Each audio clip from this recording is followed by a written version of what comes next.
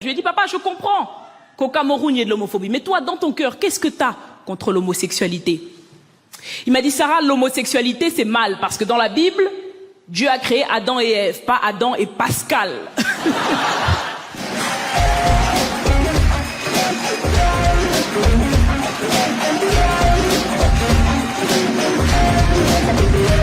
Yes, votre, ça va toujours?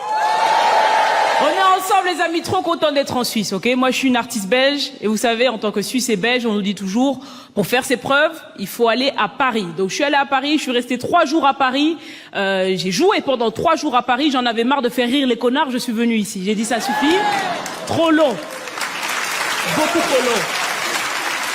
3 jours en tant que belge, c'est meurtrier, hein, les amis.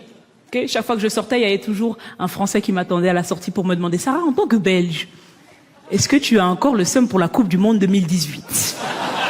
3 jours consécutifs, ok? Et je voyais dans les yeux des Français, il y a un truc qu'ils n'ont pas compris par rapport à cette Coupe du Monde. Nous, on sait, mais eux, ils savent pas. Alors je leur ai dit, vous savez, vous n'avez pas gagné la Coupe du Monde parce que vous aviez une meilleure équipe. Vous avez juste gagné la Coupe du Monde parce que vous aviez une meilleure conquête coloniale. Vous êtes au courant de ça ou pas? Ça n'a pas l'air de tilter dans votre esprit, mais moi, j'appelle pas l'équipe de France une bonne équipe. J'appelle l'équipe de France une bonne gestion des atouts post-coloniaux. Et c'est tout ce que c'est. Il faut se le dire, honnêtement. Faut se dire. Mais je vous respecte. Je respecte les Français. C'est eux qui nous respectent pas, je suis sûre. Même mes collègues, ils me respectent pas. Quand je montais sur scène à Paris, ils rigolaient. Ils étaient là, oh, elle va pas y arriver. Le public parisien va la traumatiser. C'est faux. Moi, j'ai joué en Afrique, plus rien peut me traumatiser. Oh, ils pensent qu'ils sont compliqués. Allez jouer en Afrique 2 minutes. Tu sais, le public africain, il est pas comme vous. Vous êtes géniaux. Même quand la blague, c'est de la merde, vous rigolez. Parce que vous voyez la blague de merde, mais vous voyez surtout notre ego se décomposer quand on l'a dit.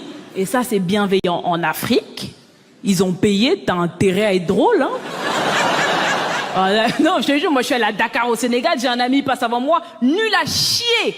Jamais vu ça de ma vie. Je suis dans le public, je fais comme vous, je fais... C'est de la merde que t'es en train de faire.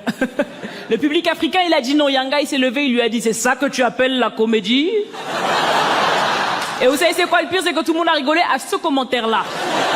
Dans ma tête, c'est ok, l'humour en Afrique, c'est du harcèlement moral, on va essayer de s'adapter, mais je savais que c'était un truc qui allait se passer, sûr et certain. Parce que ça s'appelle un choc culturel. Et moi, mes parents, ils sont nés, ils ont grandi au Cameroun, je suis née et j'ai grandi en Belgique. T'es Camerounais, n'est-ce pas?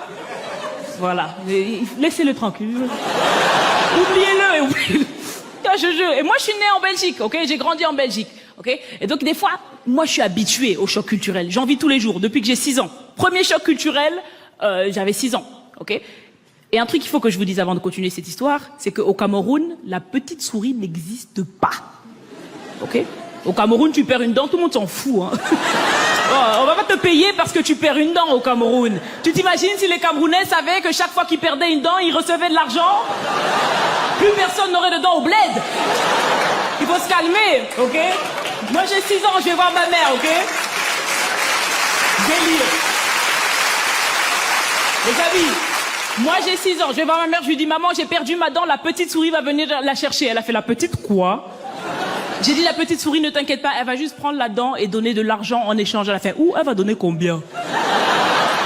J'ai dit, mais je vis avec des troubadours, en fait, c'est ça. Et ça, c'est un petit choc culturel. Tes parents, ils s'adaptent. Mais plus tu grandis, plus il y a des chocs culturels qui vont toucher des valeurs sociétales de ta vie. D'accord? Par exemple, cette semaine, j'ai eu 22 ans. Mon père, il est venu me voir. Il m'a dit, Sarah, tu as 22 ans, ça veut dire que ça fait 22 ans que tu existes. J'ai dit, ça a l'air de te déranger, je peux t'aider? Il me dit 22 ans que tu existes et 22 ans que tu es célibataire. Il va falloir que tu te dépêches de trouver quelqu'un pour te marier. Et je dis, moi, papa, le mariage, c'est pas mon truc, ok? J'aime pas l'idée, j'aime pas le concept. Il a fait, c'est pas un hobby. J'ai dit, oui, je sais.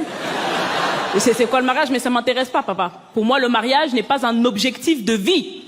Il a dit, si, c'est un objectif de vie. Tu dois apprendre à vivre avec un homme, Sarah.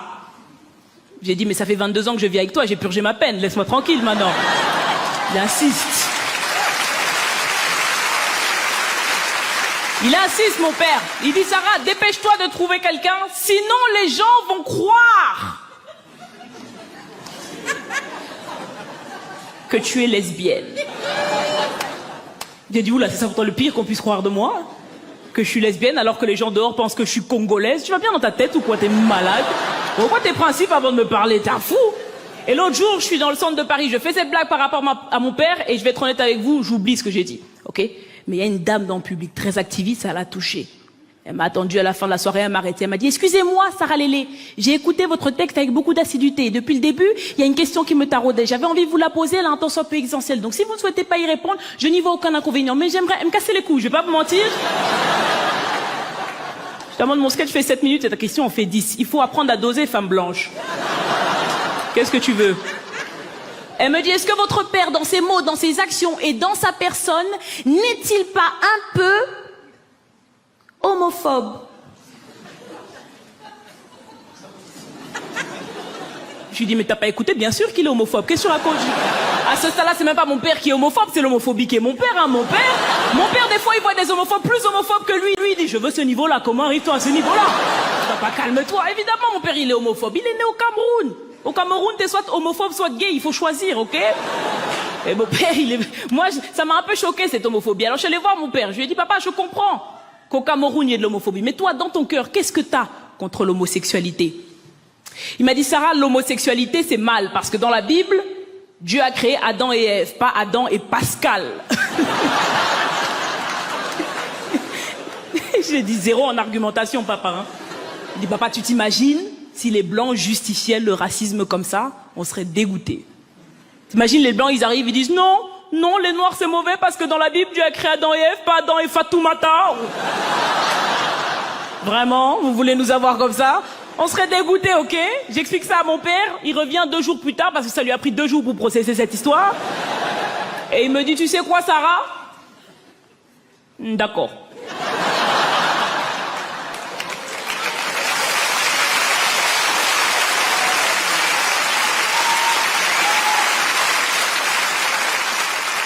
Tu iras dire aux lesbiennes que je suis d'accord. J'ai dit, mais oui, bien sûr, monseigneur, je m'en vais envoyer la bonne nouvelle. Mais toi, tu es malade. Tu penses qu'elles t'attendent? Tu crois qu'elles ont besoin de ton avis? Et le pire, c'est qu'ils rajoutent qu'elles fassent ce qu'elles veulent, ces petites dames. Mais qu'elles ne fassent pas d'enfants. Qu'on ne me fasse pas croire que les femmes tombent enceintes par magie. J'ai dit, oula, il y en a un qui n'a pas lu la Bible jusqu'au bout, hein, mon gars, parce que c'est toute la thématique du tome 2. Mais il faut y arriver, papa. Merci infiniment, votre. Vous étiez top. Vous étiez exactement comme il fallait. S'il vous plaît. Merci. Merci infiniment. Merci.